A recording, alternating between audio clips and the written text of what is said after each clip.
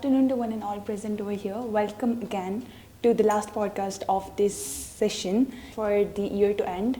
And here I'm again here with another podcast, and it's gonna be my last podcast of this session. Today I'm having Satyan sir with me, and I want to ask some questions from him. First of all, I hope that your year would have been nice, and I have some questions to ask from sir. So sir, my first question to you is that, if you were to sum up your whole year in 3 words, what those 3 words would be, how your whole year went? Thank you for asking the question, Srishti. If I am to say 2025 in 3 words, I would say a year of revelation. This year has been full of revelation. नए से नए revealing experiences हुए हैं, नए से नए रहस्योद्घाटन हुए हैं. I have pushed back the boundaries of my spiritual knowledge. जो मेरे आध्यात्मिक ज्ञान की सीमाएं थी, मैंने उनको विस्तार दिया है, उनको पार किया है, और नए नए रहस्योद्घाटन मेरे जीवन में हुए हैं. ऐसा लगता है कि माना साल दर साल तारीखों में अतीत हो रहे हैं हम. सीखने का जज्बा है ज़िंदगी हम में, यूं ही नहीं व्यतीत हो रहे हैं हम. ज्ञात की सीमाओं को पार कर अज्ञात के नज़दीक हो रहे हैं हम. सीखने का जज्बा है ज़िंदगी, यूं ही नहीं व्यतीत हो रहे हैं हम. सर जैसे कि आपने बोला कि आपका पूरा साल जो था वो पूरे रेवोल्यूशन से भरा था, तो वो कौन से ऐसे रेवोल्यूशन हैं जो आप कहना चाहेंगे कि जिन्होंने आपके साल को बहुत ज़्यादा मज़ेदार बनाया? सृष्टि, रेवोल्यूशन तो बहुत सारे हुए हैं, लेकिन जो सबसे बड़ी रेवोल्यूशन, जो सबसे बड़ा रहस्योद्घाटन हुआ है, वह यह है कि जो चीज़ें मेरे विचार में, मेरे भीतर प्रकट हुई, मैंने उन्हें व्यवहार में घटित होते हुए देखा. यह ज़िंदगी रहस्यों से भरी है. यह विश्व, यह संसार, यह ब्रह्मांड रहस्यों से भरा है. और जब आपके सामने रहस्योद्घाटन होते हैं, अर्थात आपको जो अज्ञात है आपको ज्ञात होने लगता है, तो हम उन्हें रेवलेशन कहते हैं और रहस्योद्घाटन कहते हैं. सृष्टि, सबसे बड़ा रहस्योद्घाटन तो यह हुआ है कि जो मेरे भीतर विचार प्रकट हुए, मैंने उन विचारों को बाहर व्यवहार में, कर्म में घटित होते हुए देखा. इन रहस्योद्घाटन से मेरे जीवन में एक ऐसी ज्ञान दृष्टि मुझे मिली जिससे मैं स्वयं को, समाज को, संसार को और समष्टि को बेहतर ढंग से समझ पाया हूँ. सृष्टि, तो सर जैसे बोला जा रहा है कि 2026 would be the year of technological revolution. इस साल में आपको बहुत ज़्यादा साइंटिफिक अचीवमेंट्स और साइंटिफिक न्यू जो भी आपके आविष्कार है वो देखने को मिलेंगे. सो बेसिकली कहीं ना कहीं यूथ के ऊपर भी बहुत बड़ा इम्पैक्ट पड़ेगा, because youth is the asset of the country, और वही प्रिपेयर करेंगे. So what do you think, हम जैसे पूरी साल most of our talks they were based upon the youth. So sir आपको क्या लगता है कि हमारा जो युवा है वो उसका जो दिमाग है वो स्थिर नहीं है? It is true, as being the youth मुझे पता है कि मेरा दिमाग भी स्थिर नहीं है. सो सर आप क्या कहना चाहेंगे कि अगर हमने आगे बढ़ना है, अब जैसे साल बढ़ती जा रही है आगे से आगे, so basically you also have that insight, you have also put that कि हमने 2040 तक ये हमारा क्रांति 47 तक क्रांति लानी है हमने. तो basically what do you think कि जो यूथ है इसमें इंपॉर्टेंट रोल प्ले कर सकते हैं और कैसे? अगर हम चाहते हैं कि हमारे युवा सस्टेनेबल डेवलपमेंट में अपना योगदान दें, तो सबसे पहले उनको अपनी ज़िंदगी को सस्टेनेबल बनाना पड़ेगा. और वह तब संभव है जब वे मेंटली सस्टेनेबल हो, जब उनकी मानसिक दशा, उनकी मनोदशा स्थिर हो. क्योंकि हम देख सकते हैं कि हमारा देश युवाओं का देश है और यहाँ यूथ बल्ज है. और अगर हम चाहते हैं कि यह यूथ बल्ज टाइम बॉम्ब ना बने, बल्कि हमारा डेमोग्राफिक डिविडेंड बने, राष्ट्र के सतत विकास में अपना योगदान दे, तो सबसे पहले यूथ को स्वयं पर काम करना पड़ेगा. उनको अपने मन पर काम करना पड़ेगा.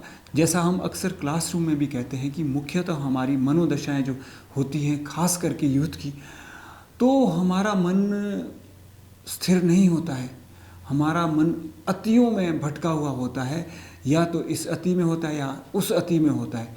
तो हमारे मनोदशाएं जो हमारी होती हैं, वह माइंड सेट्स या तो होता है इनर्ट, या अलर्ट होता है, या स्मार्ट होता है. सृष्टि, ये जो 3 प्रकार के माइंड सेट्स की हम बात कर रहे हैं, इन 3 प्रकार के माइंड सेट्स को हम 3 प्रकार की पर्सनैलिटीज से भी जोड़ कर देखते हैं। जैसे इनर्ट माइंड सेट को हम पोजेशन प्रिडोमिनेंट पर्सनैलिटी से जोड़ते हैं और अलर्ट माइंड सेट को हम पैशन प्रिडोमिनेंट पर्सनैलिटी से जोड़ते हैं और स्मार्ट माइंड सेट को हम प्योरिटी प्रिडोमिनेंट पर्सनैलिटी से जोड़ते हैं।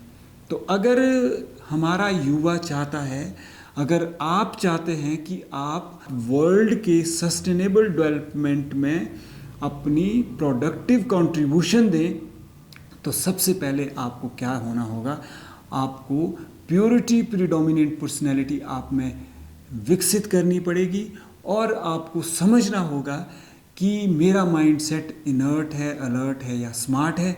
मेरी personality possession obsession predominant personality है या पैशन प्रिडोमिनेंट पर्सनैलिटी है या प्योरिटी प्रिडोमिनेंट पर्सनैलिटी है। Yesterday only, like I went through all the statistical data. NSSO has published the data about the youth कि मतलब throughout the years मतलब कितने percent youth rate मतलब suicide rate ज़्यादा हुए हैं and कम हुए हैं. So basically I means वहाँ पे brain drain each and everything was there कि इतनी percentage मतलब migrate हुई है इंडिया से. So basically I saw that particular suicide rate. So like I think it was 96.5% in India, which is like more twice than that of in Australia or other developed countries. So what do you think? कि sir, despite of being so much knowledgeful, is it under stress or pressure that the children or the youth they are like committing suicide? What do you think, and how one can prevent it? Because we all are stressed.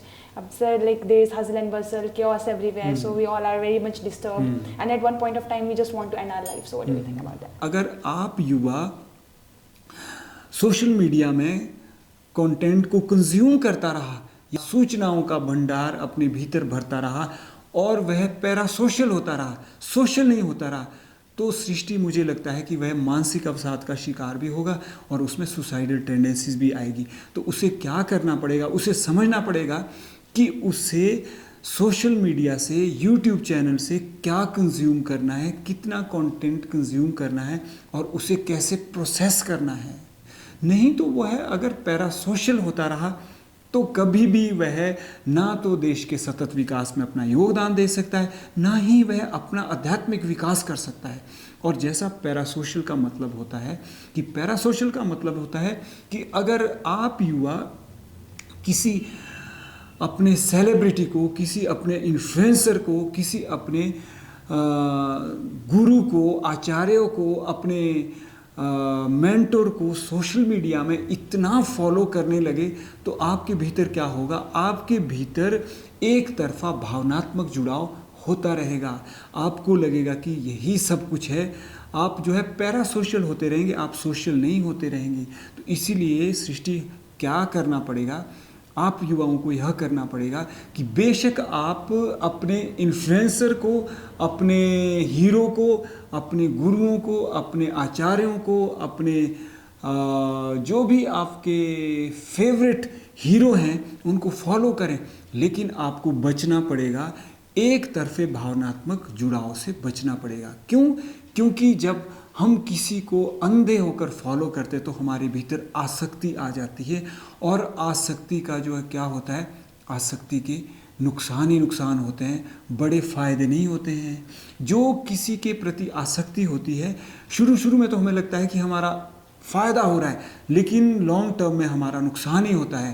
तो इसीलिए सृष्टि आप युवाओं को क्या करना पड़ेगा, आपको socialise होना होगा। You must learn how to socialise yourself. आपको सामाजिक सरोकार से जुड़ना होगा और समाज सेवा के लिए आगे आना होगा, पर्यावरण के लिए आगे आना होगा, पर्यावरण और प्रकृति की सेवा के लिए आगे आना होगा। अगर आप ऐसा करते हैं तो निसंदेह सृष्टि आप बहुत कुछ कर सकते हैं। स्वयं को डिप्रेशन से भी दूर रख सकते हैं, अपने आप को सुसाइडल टेंडेंसीज की चपेट में भी आने नहीं दे सकते हैं। What do you understand by the term guru, and like how can we be the example of a good teacher and a good student for the whole world? So like you and me, tell yourself you're as Krishna and you consider me as Arjuna. So like how we can set like a high bar for the society and how can we prove to be the best student and teacher for the world? सृष्टि गुरु वह नहीं जो ज्ञान देता है। ज्ञान तो Google गुरु भी दे रहा है, ज्ञान तो एआई भी देता है। गुरु वह नहीं जो ज्ञान देता है, गुरु वह है जो हमारे भीतर ज्ञान दृष्टि प्रकट करता है। गुरु वह नहीं जो हमें दे ज्ञान, गुरु वह है जो हमें हमारे भीतर ज्ञान प्रकट करने का दे साजो सामान। गुरु वह नहीं जो दे हमें ज्ञान। सृष्टि अगर सत्यन सर आपको ज्ञान दे रहे हैं, अगर ज्ञान मार्ग दिखा रहे हैं, तो उस मार्ग पर चलना तो आपको ही पड़ेगा। बेशक सत्यन सर से आप ज्ञान लें, लेकिन आपको ज्ञान प्रकट तो अपने भीतर ही करना पड़ेगा। अगर आप चाहते हैं कि आप अर्जुन की तरह एक आदर्श शिष्य बने, एग्जाम्पलरी स्टूडेंट बने, तो आपको ज्ञान अपने भीतर प्रकट करना होगा, लेकिन बाहर जितने भी ज्ञान के स्रोत हैं उनका भी सम्मान करना होगा। ज्ञान कभी बाहर से ना आए, सत्यन इसे अपने भीतर ही जगाए। लेकिन जो गुरु ग्रंथ भीतर का सन्मार्ग दिखाए, समक्ष उनके सत्यन अपना शीश झुकाए, समक्ष उनके सत्यन अपना शीश झुकाए। इसीलिए सृष्टि अगर आपको आदर्श शिष्य बनना है, अगर आपको अर्जुन की तरह आदर्श शिष्य बनना है, तो आपको अपने भीतर ज्ञान प्रकट करना होगा। लेकिन जो बाहर से ज्ञान प्राप्त कर रहे हैं, जो बाहर के स्रोत हैं, उनका भी सम्मान करना होगा। अगर सत्यन सर एग्जाम्पलरी टीचर बनना चाहते हैं और सृष्टि एग्जाम्पलरी स्टूडेंट बनना चाहती हैं, तो सत्यन सर को सृष्टि को ज्ञान नहीं देना चाहिए, बल्कि सत्यन सर को सृष्टि को ज्ञान दृष्टि देनी चाहिए। ऐसी ज्ञान दृष्टि कि सृष्टि चीज़ों को जैसी हैं वो वैसी देखने की क्षमता विकसित करे। Sir, it was the great interaction with you and आपने बहुत अच्छी तरह से मेरे सवालों का जवाब दिया। and the question that I asked, like ये मेरे मन में बहुत टाइम से चले हुए थे, and I feel like मतलब बहुत सारे youth who fear to come in front of camera, they might be having the same question as me. So basically you give answer to all these questions, and at last I just only want to say that like may the new year that's coming ahead, it should be filled with prosperity, joy, happiness, and with new revolution we should be ready to face each and every challenge, and it should be supercalifragilisticexpialidocious. Thank you. Jai Hind, Jai Bhai, Jai Vishnu. Once again, happy new year to all of you. Thank you.